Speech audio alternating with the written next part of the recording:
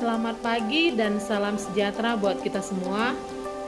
Ketemu lagi bersama saya Ibu Epi pada pertemuan keempat. Harapan Ibu, anak-anak Ibu di rumah tetap semangat belajar, rajin belajar dan mengerjakan dengan tekun dan sungguh-sungguh segala tugas yang Ibu berikan.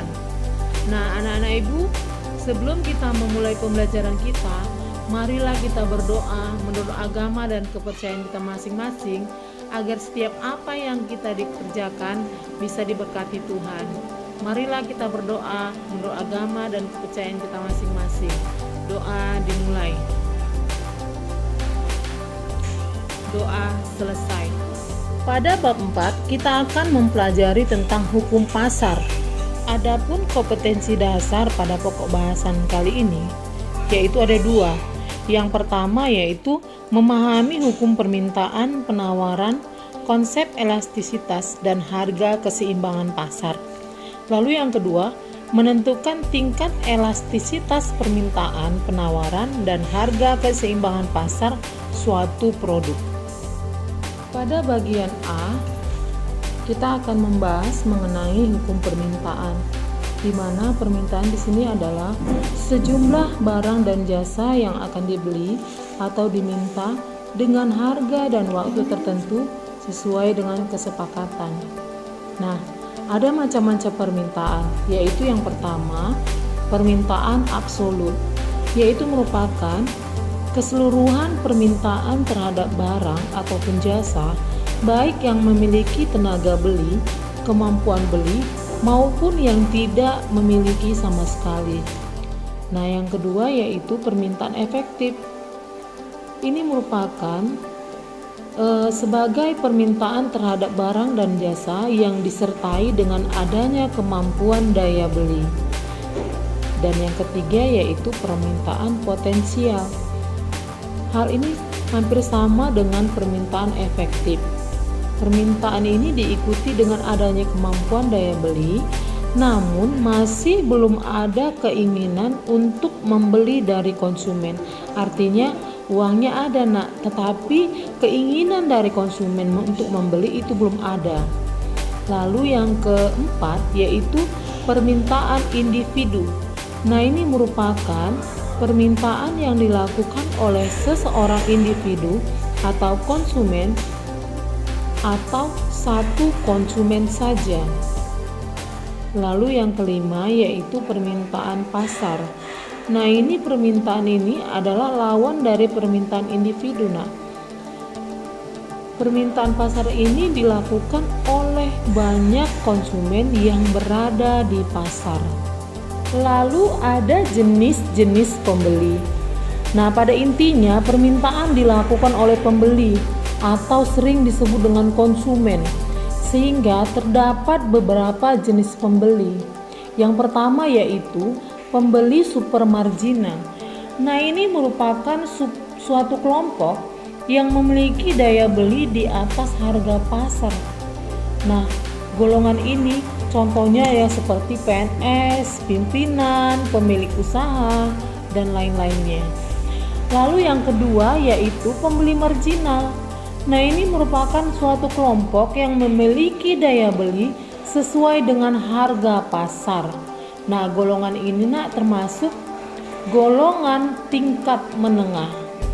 Dan yang ketiga yaitu merupakan pembeli submarginal, yaitu suatu kelompok atau golongan yang memiliki daya beli di bawah harga pasar. Nah, golongan ini termasuk pada golongan ekonomi bawah. Lalu selanjutnya kita akan memasuki tentang pengertian hukum permintaan. Hukum permintaan adalah hukum yang menjelaskan tentang adanya hubungan yang bersifat negatif antara tingkat harga dengan jumlah barang yang diminta. Nah, pada hukumnya permintaan berlaku asumsi ceteris paribus, yang artinya hukum permintaan tersebut berlaku jika keadaan atau faktor-faktor selain harga tidak berubah atau dianggap tetap. Pada nomor 5 kita akan membahas mengenai faktor-faktor yang mempengaruhi tingkat permintaan atau demand. Yang pertama yaitu harga barang tersebut.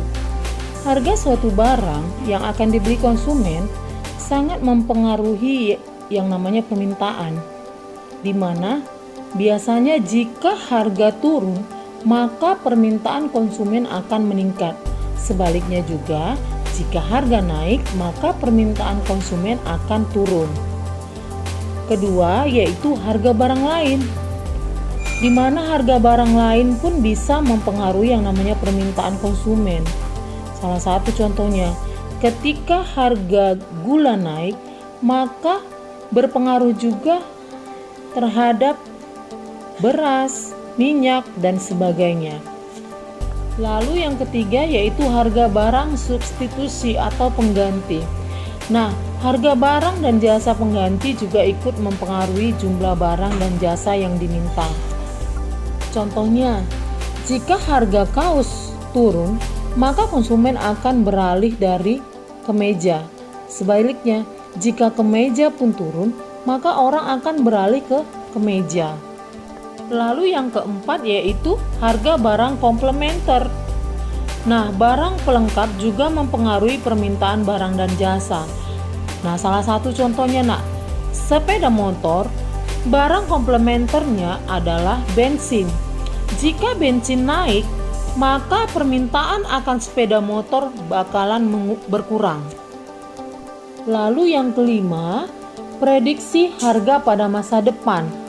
Apabila konsumen memikirkan bahwa harga akan naik, maka konsumen cenderung menambah jumlah barang yang dibeli karena adanya kekhawatiran harga akan semakin mahal. Salah satu contohnya penimbunan beras ataupun penimbunan bensin. Biasanya ketika beras diprediksi akan naik, maka sering sekali konsumen menimbun beras. Sebaliknya juga seperti bensin contohnya. Jika mengalami kenaikan, maka sebelum harga naik, konsumen bakalan membeli atau menimbun bensin karena apa? Pengaruh daripada kenaikan harga. Lalu yang keenam, jumlah pendapatan masyarakat. Nah, ini besar kecilnya pendapatan juga akan mempengaruhi yang namanya permintaan konsumen. Lalu yang ketujuh yaitu selera dan keinginan konsumen. Selera dan keinginan konsumen terhadap barang dan jasa dapat juga mempengaruhi yang namanya permintaan. Seperti contohnya sekarang anak-anak sekarang atau konsumen sekarang lagi selera-seleranya handphone. Maka apa?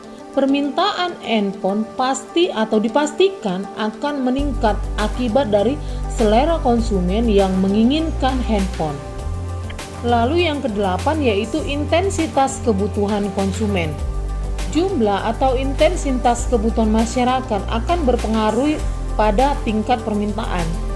Ketika masyarakat dalam suatu kondisi yang memang memerlukan produk itu, maka semuanya akan melakukan permintaan barang tersebut, sehingga permintaan akan meningkat.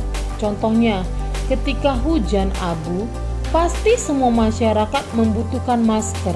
Nah, seperti contohnya sekarang kita ini Gunung Sinabung di Kabupaten Karo sedang mengalami erupsi.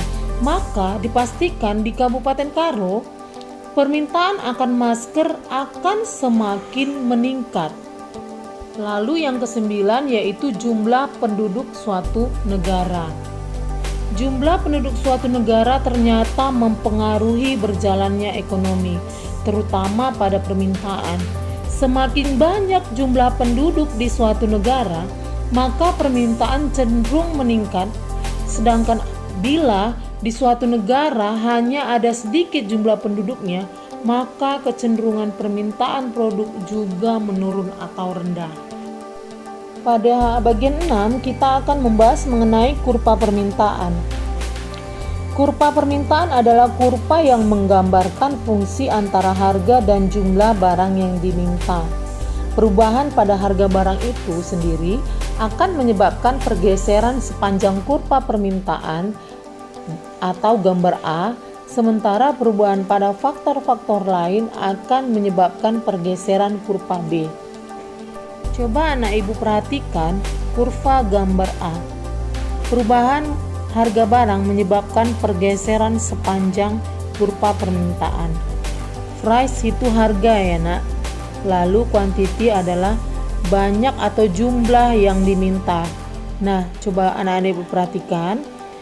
Ketika harga naik, maka permintaan akan menurun, ditandai dengan titik A. Sebaliknya, jika harga turun, maka kuantitinya meningkat, ditandai dengan titik B. Nah, pergerakan dari A ke B disebabkan karena penurunan harga yang menyebabkan kuantitas meningkat. Nah, pada bagian kurva B, pergeseran atau perubahan pada faktor-faktor lain akan menyebabkan pergeseran kurva. Nah, pada gambar B ini diakibatkan oleh selera.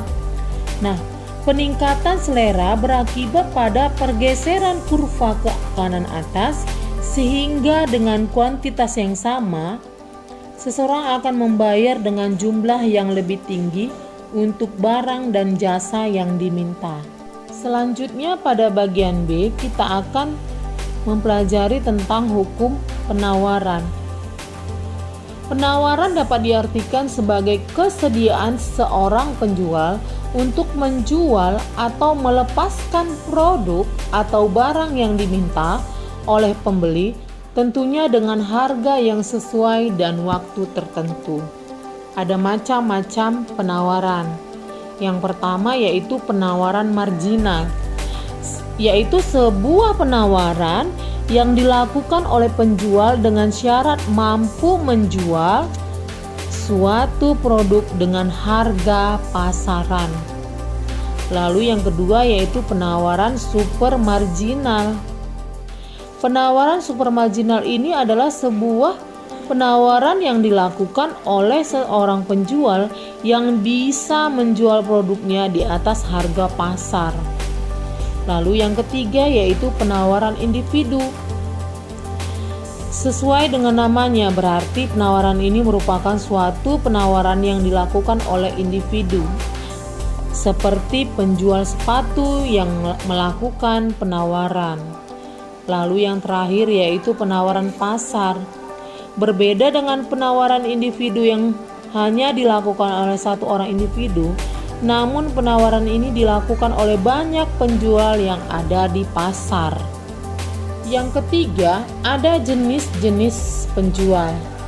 Pada intinya, penawaran dilakukan oleh penjual atau produsen, sehingga terdapat beberapa jenis penjual. Yang pertama yaitu penjual super marginal, yaitu kelompok atau golongan yang memiliki perhitungan atau strategi harga pokok di bawah harga pasar. Lalu yang kedua yaitu penjual marginal. Penjual marginal merupakan kelompok atau golongan penjual yang memiliki perhitungan atau prediksi harga pokok sama dengan harga pasar yang berlaku. Dan yang ketiga yaitu penjual submarginal, yaitu kelompok atau golongan penjual yang memiliki prediksi atau perhitungan harga pokok di atas harga pasar. Ada faktor-faktor yang mempengaruhi penawaran. Yang pertama yaitu tujuan perusahaan. Jika suatu perusahaan memiliki tujuan untuk meraih omset atau sering disebut dengan keuntungan, maka perusahaan tersebut akan menjual barang atau produk dengan harga tinggi yang tujuannya yaitu memperoleh keuntungan. Ada juga perusahaan yang memiliki tujuan menarik minat konsumen sebanyak-banyaknya, maka mereka akan menawarkan atau menjual barang-barangnya dengan harga yang terjangkau. Lalu yang kedua, faktor yang mempengaruhi penawaran adalah biaya produksi atau teknologi. Suatu produk atau barang tentunya dibuat melalui yang namanya proses produksi. di mana aktivitas ini membutuhkan biaya. Nah, apabila biaya produksi sangat mahal atau naik, maka produsen hanya akan membuat produk dalam jumlah sedikit karena khawatir tidak akan laku di pasar, dan kalah dengan produk yang sama, hanya berbeda biaya yang harus dikeluarkan. Maka semakin besar biaya produksi, maka penawaran akan menurun dan semakin sedikit biaya produksi yang dibutuhkan, maka semakin banyak penawaran yang dilakukan.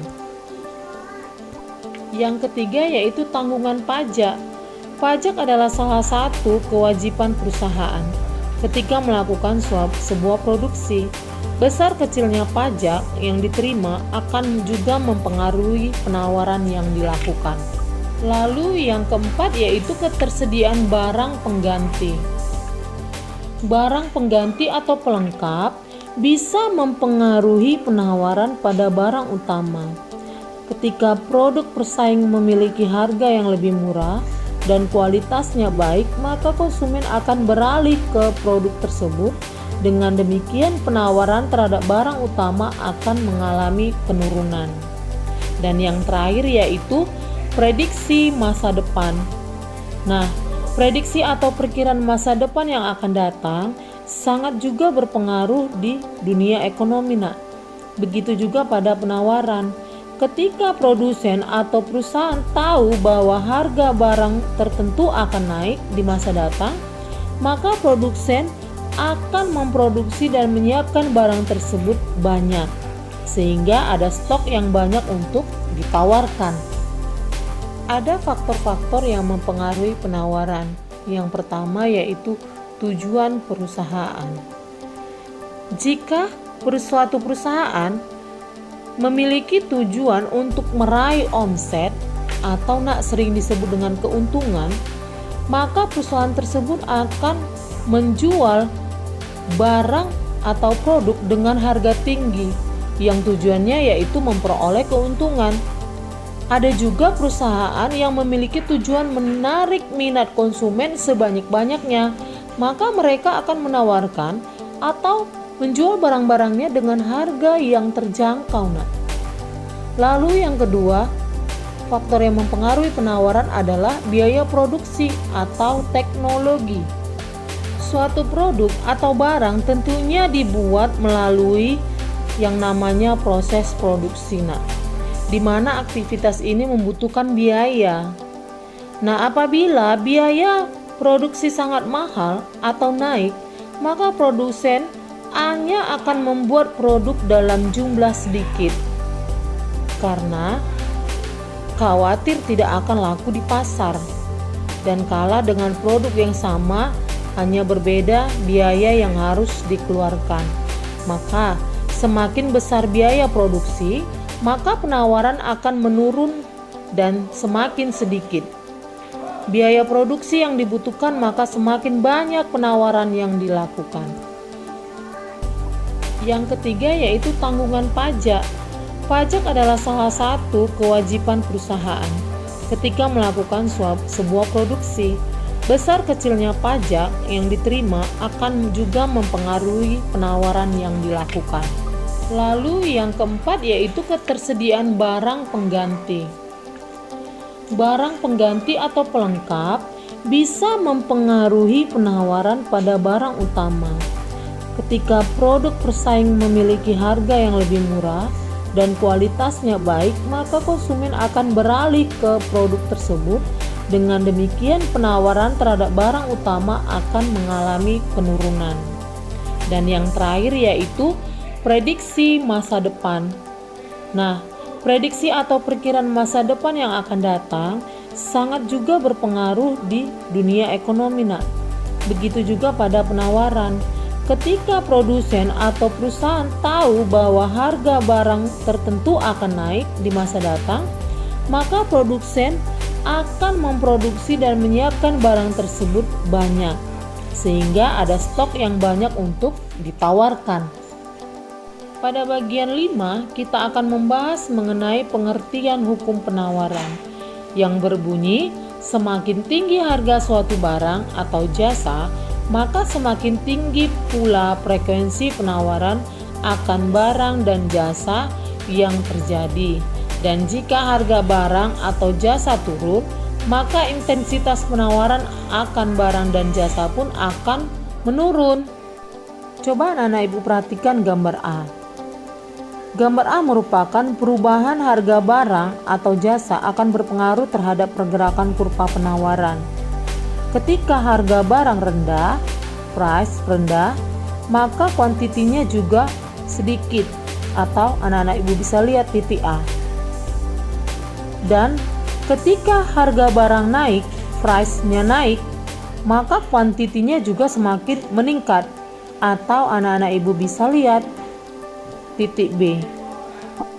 Peningkatan harga menyebabkan penawaran meningkat dari A ke B.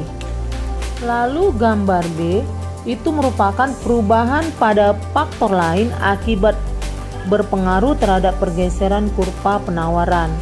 Nah, price-nya sama, kuantiti pada titik B menurun.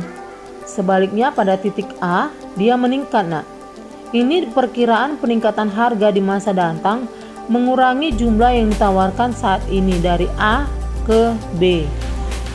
Demikianlah pembelajaran kita pada pagi hari ini. Harapan ibu, anak-anak ibu bisa mengikuti semua pelajaran dan dapat mengerjakan latihan yang ibu berikan dan mengumpulkannya sesuai dengan tanggal yang sudah ditentukan. Nah, sebelum kita mengakhiri pembelajaran kita, marilah kita berdoa menurut agama dan kepercayaan kita masing-masing. Doa dimulai. Doa selesai. Salam sejahtera buat kita semua.